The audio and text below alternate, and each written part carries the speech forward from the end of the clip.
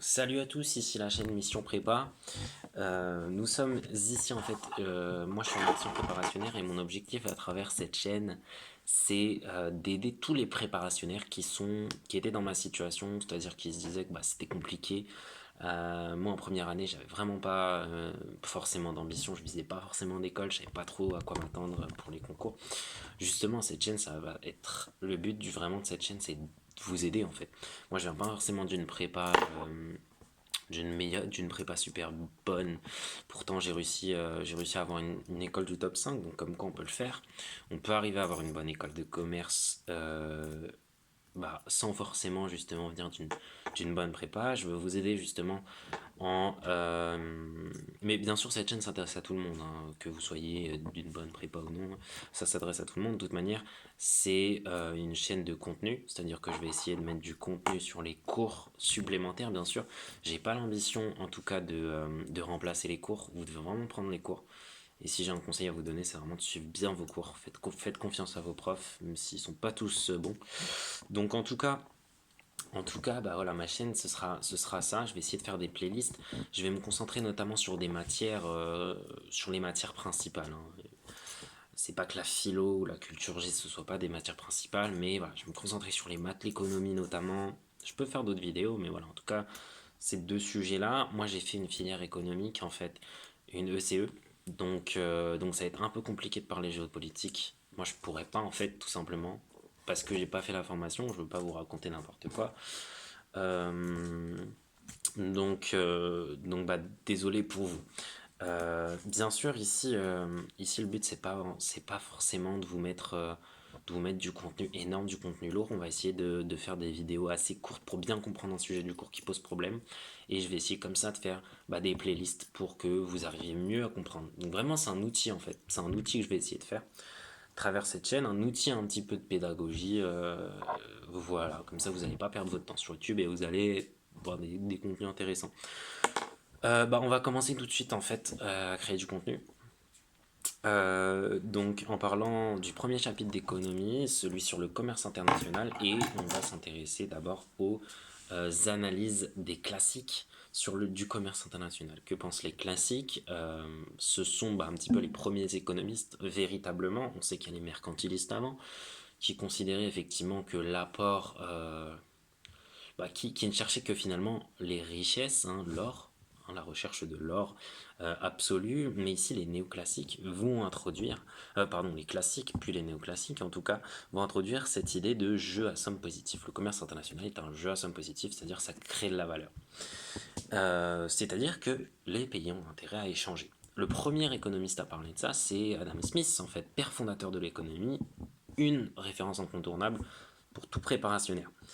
Adam Smith, dans La richesse des nations qu'il écrit en 1776, il nous explique que les pays ont intérêt à se spécialiser dans la production pour lesquelles ils ont un avantage absolu. Qu'est-ce que ça veut dire un avantage absolu?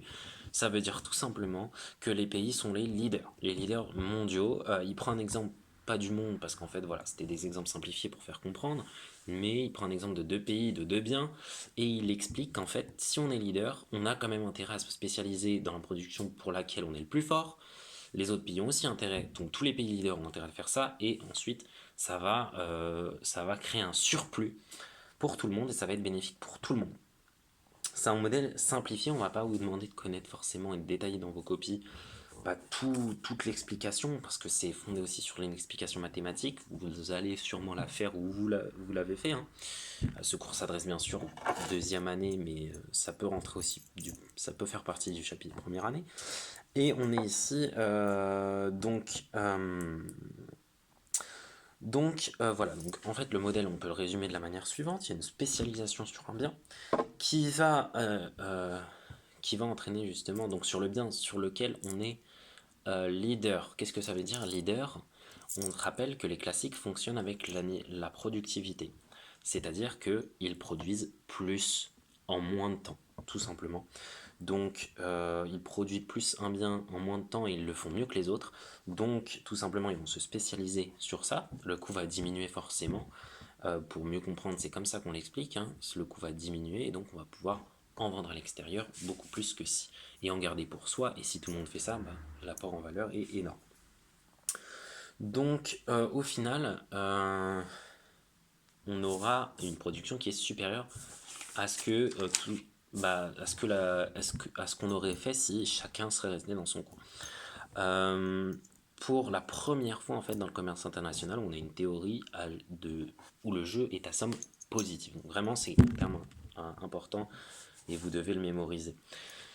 Il y a quand même des problèmes à cette théorie. D'abord, cette théorie est fondée sur des hypothèses, les hypothèses de la concurrence pure et parfaite, donc qui est justement l'hypothèse classique, qui est bien loin de la réalité, malheureusement. Vous pouvez vous devez les connaître, hein, tout simplement. La transparence, etc. C'est très loin de la réalité. De plus, il y a un problème, c'est très compliqué de comprendre le commerce international. Aujourd'hui, nous sommes dans un monde où le commerce international est au fondement de l'économie mondiale. On ne peut pas imaginer qu'un pays se referme. Et quand bien même il se refermerait, les conséquences économiques seraient désastreuses. Donc effectivement, ça n'explique pas le commerce international dans la mesure où tous les pays ne sont pas leaders aujourd'hui. La France, il n'y a que très peu de biens dans lesquels ils sont leaders, peut-être le vin. Bon. Mais ils exportent de tout, hein, les Français, et nous exportons de tout. Donc voilà. Bon, bah alors cette théorie qui est au fondement de tout commerce international va être complétée, bien sûr, et affiné par un deuxième penseur extrêmement intéressant, c'est David Ricardo en 1817. Lui, dans Principe de l'économie politique et de l'impôt, un ouvrage extrêmement intéressant, vous devez le connaître, vous devez connaître les références.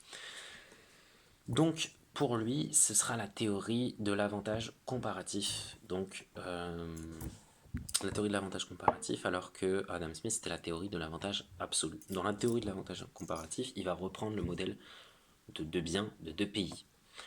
On va fonctionner toujours ici sur la valeur travail propre au classique. Qu'est-ce que ça signifie la valeur travail? Ça signifie que le prix du bien dépend exclusivement justement de la production qui a été nécessaire pour le créer. Donc ça va déterminer son prix. Et donc le coût de production, c'est-à-dire le salaire du travailleur, va s'égaliser ou tend à s'égaliser avec justement le prix du bien, tout simplement. Et confondu à partir d'un certain temps avec le prix du bien. Euh, donc c'est une théorie ici fondée sur la valeur travail. Qu'est-ce qu'il nous dit lui?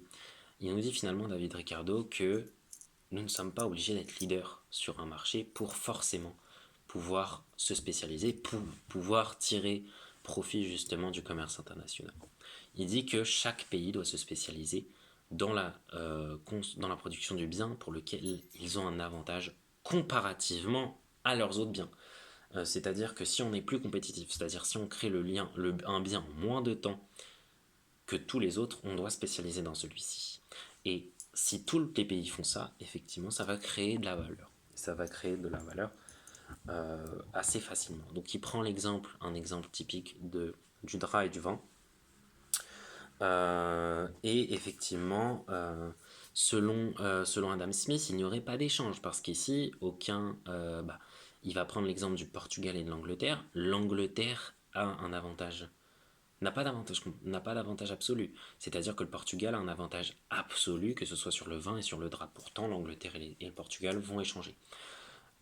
Pourquoi? Parce que tout simplement, en échangeant, il y aura justement une plus-value. Là encore, à la suite de l'échange, on va obtenir beaucoup plus que si on était resté tout seul. Bien évidemment, les gains seront différents entre le pays qui avait justement un avantage absolu, ici le Portugal, euh, et l'Angleterre, hein, entre le Portugal et l'Angleterre.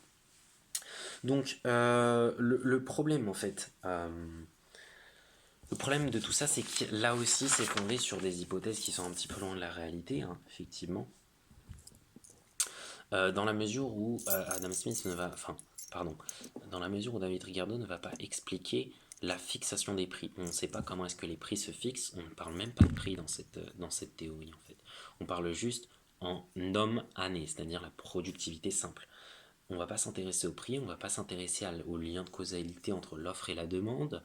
Il va falloir attendre 1000, hein, en réalité en 1844, qui lui va justement expliquer que le prix dépend de la demande sur ce bien. Effectivement, là, on ne sait pas la demande sur les biens, on ne sait pas justement si le drap est peut-être plus apprécié par les consommateurs que le vin. Donc c'est un petit peu, voilà, c'est là encore au fondement du commerce international, mais c'est pas du tout représentatif de la réalité. On peut l'utiliser, bien évidemment. On peut utiliser l'avantage comparatif dans les copies pour expliquer que justement, qu'en ayant un avantage comparatif, ça va justement être bénéfique pour tout le monde. Et on va l'expliquer, en tout cas, on va pouvoir l'utiliser. Mais il faut savoir que c'est pas du tout représentatif du commerce international pour plusieurs raisons. D'abord, la fixation des prix, comme je l'ai dit. Les prix finalement sont donnés au départ, hein. Les prix relatifs sont donnés au départ d'un bien comparé à l'autre. On ne s'intéresse pas aux économies d'échelle. Les économies d'échelle, rappelez-vous, c'est l'idée que justement, plus on produit, plus justement, on pourra utiliser donc on pourra donc diminuer les coûts fixes finalement, avec justement l'amortissement des coûts fixes, c'est-à-dire plus on produit, plus moins les coûts sont importants. Euh, donc les économies d'échelle, si on peut faire des économies d'échelle sur un des biens, les coûts vont diminuer bien sûr.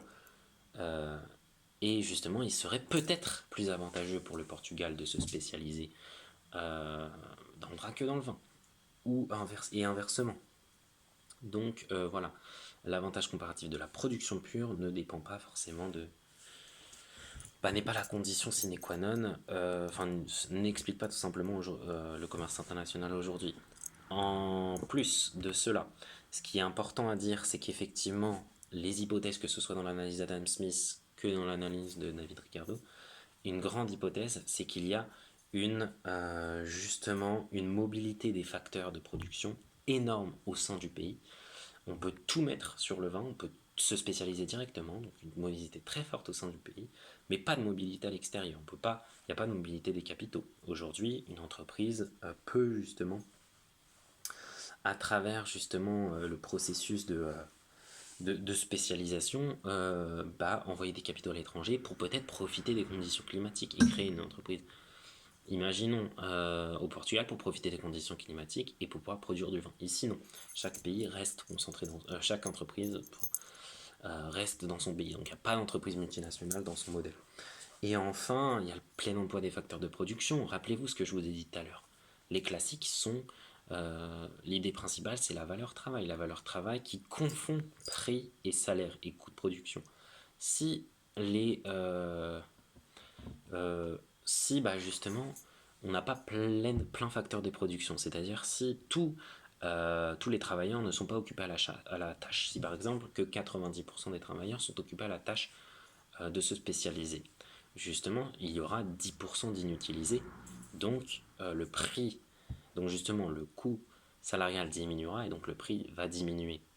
Et ça va justement brouiller un petit peu la spécialisation. On ne pourra pas avoir de calcul possible. Enfin, par principe, il faut qu'il y ait des différences de spécialisation. Si l'Angleterre si l'Angleterre et le Portugal avaient justement les mêmes composantes de spécialisation, c'est-à-dire s'ils étaient plus forts dans les mêmes choses, ça aurait été très compliqué de se spécialiser. L'avantage comparatif n'est possible que si les deux pays ont des productions différentes, des productions pour lesquelles ils se spécialisent différentes, et c'est logique. Donc voilà, donc c'était justement, donc voilà, ces deux théories ne sont pas forcément explicatives de la réalité, mais sont au fondement du commerce international, donc vous devez les connaître. Donc voilà, donc cette vidéo est maintenant terminée. Si vous avez des questions, surtout n'hésitez pas dans les commentaires à dire un petit peu ce que vous en avez pensé. Si justement vous voulez que je rentre plus dans les détails, la vidéo a duré 13 minutes, je vais essayer de faire même plus là, 15 minutes, une quinzaine de minutes. Je vais essayer de faire beaucoup plus court pour la suite. En tout cas, je veux vraiment avoir des retours. Est-ce que je fais plus court? Est-ce que je fais plus long? Est-ce que je rentre dans les détails? Est-ce que... voilà. En tout cas, posez-moi des questions si vous en avez. Et je vous dis bon courage et vraiment à la prochaine pour une nouvelle vidéo. Salut!